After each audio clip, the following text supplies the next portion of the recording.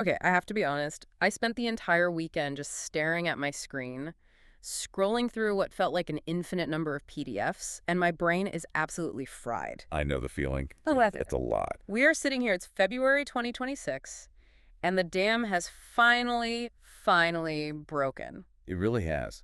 It's hard to overstate the sheer magnitude of what just dropped. We're talking about 3.5 million internal files 3.5 million. from the Justice Department and the FBI, all on the Jeffrey Epstein investigation. And we have to be clear, right off the bat, this didn't happen because the government suddenly, embraced transparency. No. Transparency was not the goal here. This was a forced hand. Completely forced. We are looking at the direct result of that congressional bill, the 427-1 vote, that basically stripped away the usual protections these agencies hide behind. 427-1 in this political climate. That number alone tells you everything you need to know. It tells you the pressure just became impossible to contain. For years, the narrative was so partisan, it was a stalemate. Right, Republicans protecting their guys, Democrats protecting theirs. Exactly. But eventually, the public demand for the truth it overwhelmed the political game. Yeah. The levee broke. But here's the thing. I think a lot of people are downloading these files looking for, the Black Book, Part 2. Yeah, they want flight logs, salacious detail. We want to know which celebrity was on the island. But the source material we're diving into today argues that if you're only looking for the tabloid stuff, you are missing the entire point. You're missing everything. If you focus on the scandal, you miss the structure. These files aren't just a catalog of bad behavior, they're an architectural blueprint. The blueprint, yeah. They show us, in granular detail, the machinery of the shadow economy. The machinery. That's the phrase that kept popping up in my notes. This intersection of intelligence agencies, private finance, and organized crime. So our mission for this deep dive is to try and take that engine apart and see how it actually runs. And funny enough, the source says to understand Epstein in 2026, we have to go way back. Right. You can't understand the end product without looking at the prototype. And the prototype for this kind of overworld-underworld alliance was really laid bare in those JFK files. The ones that were finally released last year, 2025. That's the one. The release that Tulsi Gabbard oversaw, right? It was. And think about the reaction to that. A lot of people were kind of disappointed because they didn't find a single piece of paper that said, here is the order to shoot the president, signed by person X. Yeah, there was no smoking gun. But intelligence work rarely operates like that. What those files did confirm, specifically about Operation Mongoose and Operation Condor, was the structure of the work. Operation Mongoose. Remind our listeners, that was the plot to get rid of Castro. Correct. The U.S. government wanted Fidel Castro gone. But legally, politically, the CIA couldn't just walk in and do it. Yeah. So the files confirmed in writing that the CIA entered into a working relationship with the mob. With the Meyer-Lansky Syndicate specifically. Yes. So you literally have federal agents sitting down with known mobsters to plan hits. It's the classic strange bedfellows concept. It's exactly that. The government has a goal, regime change, assassination, moving weapons, that they cannot legally do. The criminal underworld has the skills to do it, but they need protection from the law. So they trade. The government gets its dirty work done. The mob gets a get-out-of-jail-free card. It's a quid pro quo. Okay, so that establishes the partnership. But the part I always get stuck on is the money. You can't exactly write a U.S. Treasury check to a hitman. No, it leaves a paper trail a mile wide. And that is the central problem of all black operations. Funding. You need cash that is completely off the books. Non-traceable. And this brings us to one of the most, frankly, surprising connections in these new Epstein files. The Vatican. I had to read that section twice. It sounds like something out of a Dan Brown novel. How does the Vatican fit into a conversation about the CIA and the mob? Well, it all comes down to sovereignty. You have to look at the Vatican Bank, officially known as the Institute for the Works of Religion. It's a unique financial institution. Because the Vatican is its own country. It's its own sovereign state, right inside of Rome. Which means its bank is not subject to the same oversight, the same audits, or transparency rules as, say, a bank in New York or London. So it's the perfect washing machine. Historically, yes, especially during the Cold War. If you're the CIA and you need to move money to anti-communist fighters in Italy, you can route it through the Vatican. And no one can really question it. Precisely. It started in World War II. You had the U.S. War Department, the Italian Mafia, and the Vatican all aligned against a common enemy, Mussolini, and later communism. The enemy of my enemy is my friend. And the Vatican Bank was the bridge. It was the financial bridge. It allowed funds to move without the U.S. Congress or the public ever knowing. And this isn't just historical theory anymore. There is a specific email in these new files that just lays it all out. It's from Larry Summers. Yeah, former Treasury Secretary Larry Summers, a huge figure in global finance. He's writing to Epstein. What is he saying? It's a fascinating exchange. Summers is basically explaining the power dynamics of the Vatican to Epstein. He says the real power isn't just the Pope, it's the bank. He points out its offshore status lets the Leaf clients evade all the scrutiny that applies everywhere else. So Summers is basically giving Epstein a tutorial on how global money laundering works at the highest level. He's discussing the mechanics of the system. He's showing Epstein, look, here's a hole in the global financial radar. And Epstein, being who he was, wasn't just interested in theology. He was interested in the plumbing. Exactly, the plumbing of the deep state. He wasn't just a money manager who got lucky. He studied these loopholes. Which brings us to what Epstein actually was. Yeah. The source argues we need to stop thinking of him as just a finance guy and start thinking of him as a fixer. Right. What does that term actually mean here? A fixer is someone who lives in that sticky layer between the legitimate world governments, big corporations, and the gray world of intelligence and illicit trade. The sticky layer. I like that. It sounds like once you're in, it's hard to get out. It's very accurate. To understand Epstein, the source points to the fixers who came before him, guys like Mark Rich and Bruce Rappaport. Rappaport's name is all over these files. And the story of the source highlights this Iraqi pipeline deal.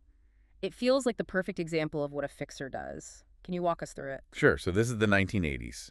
The U.S. government and the CIA want to get oil out of Iraq without going through the Persian Gulf. Which was a major conflict zone. A total mess. Yeah. So they want to build a pipeline to the Red Sea. Geographically simple, geopolitically a nightmare. Because it had to run close to Israel. And Iraq was terrified Israel would just bomb it. No investor would touch the project without a guarantee of safety. But the U.S. government can't just pay Israel not to bomb a pipeline. I mean, It's impossible. It's diplomatically insane. So enter Bruce Rappaport, a Swiss billionaire, a private citizen, a fixer. And he steps in to do what the state can't. He facilitates an insurance policy. He arranges private bribes and side deals to guarantee the pipeline safety. He does the dirty transactional work. And the government knows. They need him to do it. And here's the kicker from the files. When a regular government agency started sniffing around Rappaport, asking the CIA, who is this guy? The CIA issued a limited hangout. Okay, define that term for us. Limited hangout. A limited hangout is a spy term. It's when you admit to a little bit of something to cover up the massive classified reality. They basically told the investigators, he's an asset. Back off. Nothing to see here. They protected him. Just like Epstein was protected for decades. And the source argues the reason they're protected isn't just because they have blackmail. Though that certainly helps. Right. It's because they're essential infrastructure. If you want to fund the Contras in Nicaragua or the Mujahideen in Afghanistan, and Congress says no, you have to find the money elsewhere. And elsewhere usually means commodities. Drugs, oil, weapons. Exactly. You've got a truckload of opium from the Golden Triangle. That's value. But you can't buy Stinger missiles with bags of heroin. You have to turn that product into U.S. dollars. You need a bank. Which brings us to BCCI, the Bank of Credit and Commerce International. Or, as investigators called it, the Bank of Crooks and Criminals International. It sounds like a joke, but this was a massive real bank. 7th largest private bank in the world at its peak. And it was effectively the CIA's piggy bank for the dirty wars of the 70s and 80s. It washed billions. Okay, so this is where Epstein's official story starts to fall apart. The standard line is he was a college dropout who got a job at Bear Stearns because he was dating the CEO's daughter. Nepotism, sure. Yeah. But he made partner in record time. And the source argues that the daughter story is a convenient cover. The reality is that Bear Stearns was one of the main clearinghouses for BCCI. Right. Explain what clearinghouse means in practice. So when a trade happens, when money moves from bank A to bank B, someone has to sit in the middle and verify the transactions, settle the accounts, make sure the paperwork is all correct. That's clearing. So if BCCI is moving dirty money, the clearinghouse is the one making it look clean in the U.S. system. Fundamentally, yes. It's a high-risk, high-complexity job. You are the gateway. The theory here is that Epstein wasn't just a nepotism hire. He was the guy designated to handle these incredibly sensitive, high-risk transactions for Saudi spies, for intelligence assets, for BCCI cutouts. He was learning the plumbing again. He was the plumbing. And when you're the guy who knows where all the financial bodies are buried, You become indispensable. You become a fixer. So, okay, this picture of him as a financial mechanic for the intelligence world, it explains the money, it explains the protection, but we have to address the elephant in the room, the girls, the island, the trafficking. We do. And this is the hardest part to reconcile. But the source offers a reframing that is, well, it's disturbing, but it's logically consistent with the intelligence asset theory. They call it the girls juice the deal theory. Right. It challenges the idea that the primary goal was just blackmail. Now, blackmail getting compromised was certainly a byproduct. It's a great failsafe. If someone steps out of line, you have leverage. Of course. But the source argues the trafficking was primarily a form of logistics. Logistics. How? Think about the sausage party problem. That's a blunt way to put it. It is, but look at the sociology. You have powerful men, politicians, scientists, financiers. They're often bored, isolated, and have massive egos. They want to be in environments that feel exclusive, exciting, and filled with attractive women.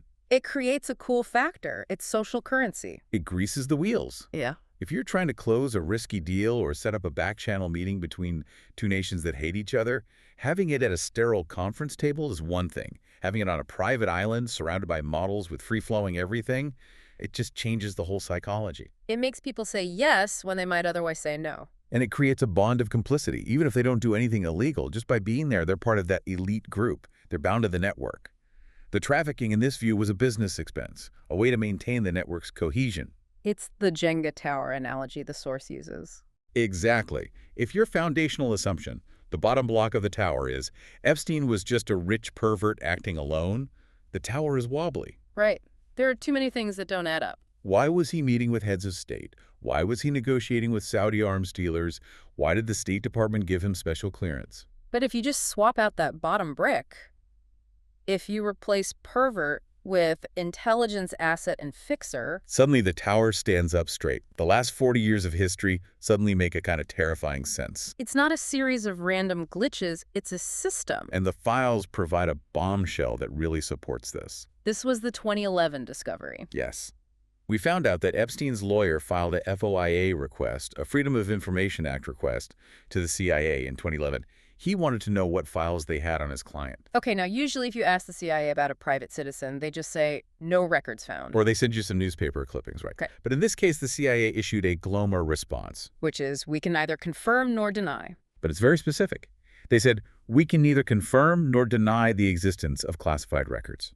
And why is that distinction so important? Because legally, the CIA can only use a GLOMAR response if the mere act of admitting a document exists would harm national security. If they had nothing, they'd just say nothing. By using GLOMAR, they are implicitly admitting that Epstein was tied to classified operations. That is, wow, it's a smoking gun wrapped in legalese. It really is. It's an admission without admission. So we've established the history, the method.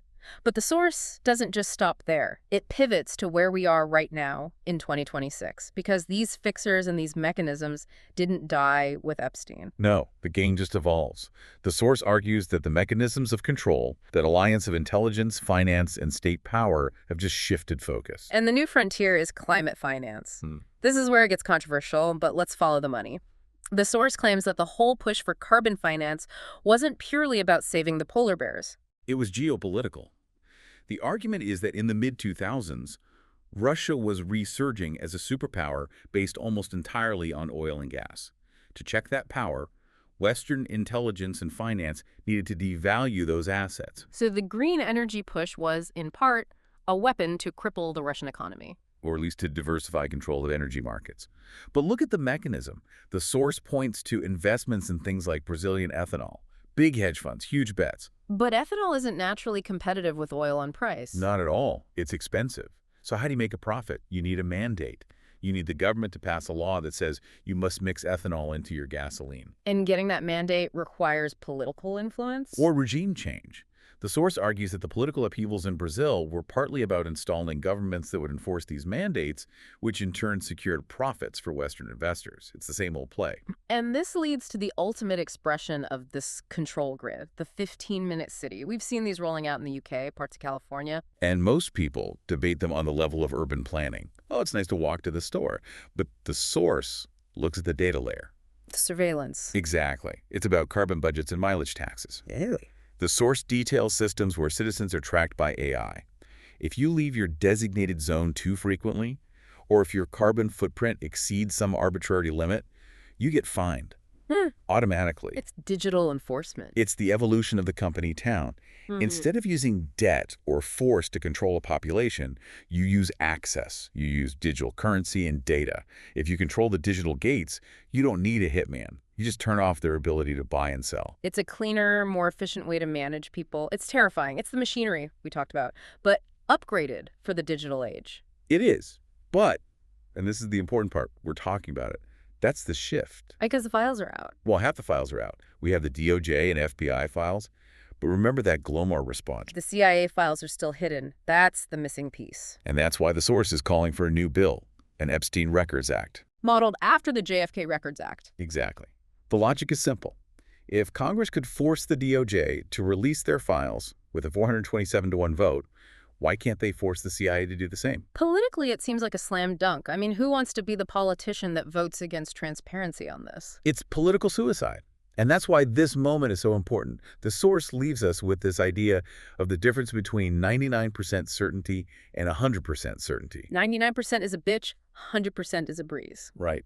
For decades, researchers have been operating on 99%. We knew intelligence was involved, we knew about the money laundering, but there was always that 1% of doubt. That wiggle room that let the system call it a conspiracy theory. Exactly. But with these documents, with the Larry Summers emails, the BCCI connections, we are moving toward 100%. And when you hit 100%, the Jenga tower collapses. You replace assumptions with facts. And you can't go back to the old story after that. The world is opening up. So the question for you listening is this.